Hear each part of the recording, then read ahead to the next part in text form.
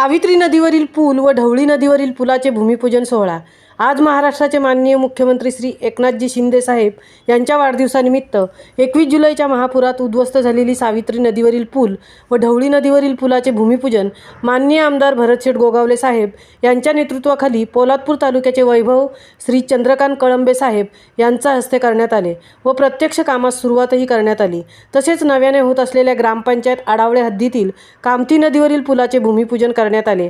माननीय मुख्यमंत्री साहेब यांच्या वाढदिवसाच्या निमित्ताने पोलादपूर तालुक्यात 14 केंद्रांमध्ये विविध शासनाच्या योजना व प्रत्यक्ष लाभ यांचे भव्य असे शासन आपल्या दारी हे शिबिर घेण्यात आले। सदर कार्यक्रमास असंख्य लोकांनी हजेरी लावत शासनाच्या नवीन कृषी व आरोग्य क्षेत्रातील विविध योजनांची माहिती घेतली।